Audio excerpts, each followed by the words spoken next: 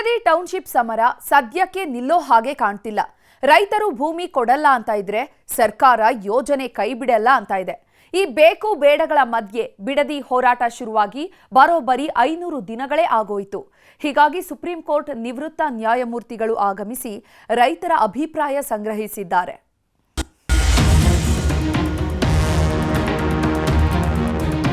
ಜನರನ್ನ ಎದುರಿಸಿ ಸರ್ಕಾರ ಆಡಳಿತ ಮಾಡತಕ್ಕಂತ ಪ್ರಕ್ರಿಯೆ ಪ್ರಜಾಪ್ರಭುತ್ವದ ಲಕ್ಷಣ ಅಲ್ಲ.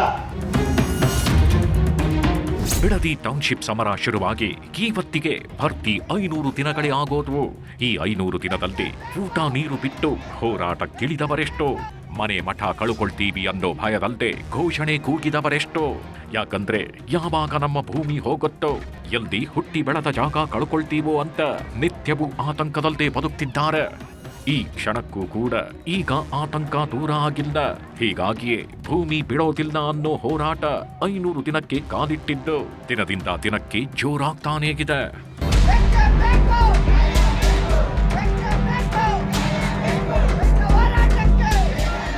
ಬೈರಮಂಗಲ ಗ್ರಾಮದಲ್ಲಿ ರೈತರ ಪ್ರತಿಭಟನೆಯ ಕಿಚ್ಚು ದಿನ ದಿನವೂ ತೀವ್ರಗೊಳ್ತಿದೆ. ರೊಕ್ಕ ಕೊಟ್ಟೇವು, ಭೂಮಿ ಮಾತ್ರ ಕೊಡಲ್ಲ ಅಂತ ಪಟ್ಟು ಹಿಡಿದು ಕೂತಿದ್ದಾರೆ. ಅನ್ನದಾತರ ಹೋರಾಟಕ್ಕೆ ಸುಪ್ರೀಂ ಕೋರ್ಟ್ನ ನಿವೃತ್ತ ನ್ಯಾಯಾಧೀಶರಾದ ವಿ ಗೋಪಾಲ್ ಗೌಡರು ಸಾಥ್ ನೀಡಿದ್ರು. ಇಂದು ಬೈರಮಂಗಲದಲ್ಲಿ ಕೋರ್ಟ್ ಕಲಾಪದಂತೆಯೇ ಪಬ್ಲಿಕ್ ಹಿಯರಿಂಗ್ ನಡೆಯಿತು. ಈ ವೇಳೆ ರೈತರ ಅಭಿಪ್ರಾಯ ಸಂಗ್ರಹಿಸಲಾಗಿತ್ತು. ಕಟಕಟೆಯಲ್ಲಿ ನಿಂತ ಅನ್ನದಾತರು ತಮ್ಮ ಸಮಸ್ಯೆಗಳನ್ನ ನಿವೃತ್ತ ನ್ಯಾಯಾಧೀಶರ ಮುಂದೆ ಬಿಚ್ಚಿಟ್ರು. ನಮ್ಮಲ್ಲಿ ಸುಮಾರು 300 ಕುಟುಂಬಗಳಿದೆ. 300 ಕುಟುಂಬದಲ್ಲಿ 387 ಖಾತೆದಾರರಿದ್ದಾರೆ. ಅದರಲ್ಲಿ ಕೇವಲ 7 ಖಾತೆದಾರರು ಮಾತ್ರ ಪರ ಇರೋರು, 380 ಜನ ಬೇಡ ಅಂತ ಇರೋರು. ಇದರಲ್ಲಿ ನಮ್ದು ಹೈನುಗಾರಿಕೆ ಸುಮಾರು ತಿಂಗಳಿಗೆ 60,000 ಲೀಟರ್ ನಮ್ದು ಒಂದೇ ಗ್ರಾಮದಿಂದ ಹಾಲು ಉತ್ಪಾದನೆ ಇದೆ. ಅದರಲ್ಲಿ ಎಲ್ಲಾ ಮಿಶ್ರ ಬೆಳೆಗಳು, ತರಕಾರಿಗಳು, ಕಾಳು, ರಾಗಿ, ಜೋಳ, ರೇಷ್ಮೆ ಇನ್ನಿತರ ಎಲ್ಲಾ ಬೆಳೆಗಳು ಫಲವತ್ತಾದ ಭೂಮಿ ಆಗಿರೋದ್ರಿಂದ ಎಲ್ಲಾ ಬೆಳೆಗೂ ಯೋಗ್ಯವಾಗಿದೆ. ಕೊಡೋದಾ ಬೇಡವಾ, ಇರೋದಾ ಬೇಡವಾ, ಕೊಡೋದಾ ಬೇಡವಾ ಅಂತ ಹೇಳಿ ಹಿಂದೆ ಸೆಳಿತಾ ಇದ್ದಾರೆ. ಒಂದು 2 ಮನೆಯವರು ಕನ್ಫರ್ಮ್ ಆಗಿ ನಾವು ಕೊಡ್ತೀವಿ ಅಂತ ಇದ್ದಾರೆ. ಒಂದು 15-20 ಎಕರೆ ಅವರು ಕೊಡ್ತೀವಿ ಅಂತ ಹೇಳ್ತಿದ್ದಾರೆ. ಎಲ್ಲರೂ ನಮ್ಮ ಗ್ರಾಮದಲ್ಲಿ ವ್ಯವಸಾಯವನ್ನೇ ಅವಲಂಬಿಸಿಕೊಂಡಿದ್ದಾರೆ. ರೇಷ್ಮೆ ಬೆಳೀತಾರೆ, ಬೇಬಿ ಖಾನ್ ಬೆಳೀತಾರೆ, ಹೈನುಗಾರಿಕೆ ಮಾಡ್ತಾರೆ. ಅದರಿಂದ ನಮ್ಮಲ್ಲಿ ಎಲ್ಲಾ ರೈತರು, ಎಲ್ಲಾ ಜನಾಂಗದ ರೈತರು ಇದ್ದಾರೆ. ಜಾಸ್ತಿ ಒಂದು 80% ವ್ಯವಸಾಯವನ್ನೇ ಅವಲಂಬಿಸಿಕೊಂಡಿದ್ದಾರೆ. ರೈತರ ಅಹವಾಲು ಕೇಳಿದ ನಿವೃತ್ತ ನ್ಯಾಯಾಧೀಶ ಗೋಪಾಲ್ ಗೌಡ್ರು ಅನ್ನದಾತರಿಗೆ ಧೈರ್ಯ ತುಂಬೋ ಕೆಲಸ ಮಾಡಿದ್ರು.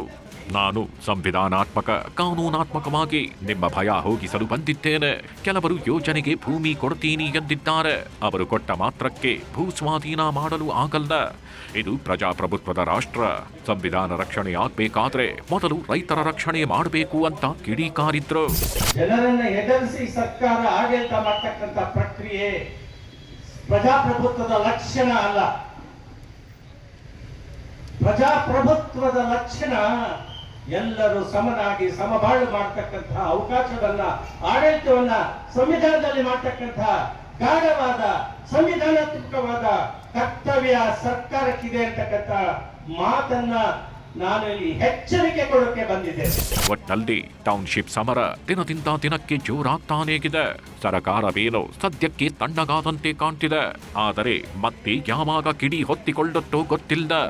ಹೀಗಾಗಿಯೇ ಬಿಡದಿ ರೈತರು ನಿತ್ಯವೂ ಆತಂಕದಲ್ಲದೆ ದಿನ ದೂಡುತ್ತಿದ್ದಾರೆ. ಎಟಿ ವೆಂಕಟೇಶ್ ಪ್ರಭು, ನ್ಯೂಸ್ 18, ಬೆಂಗಳೂರು ದಕ್ಷಿಣ.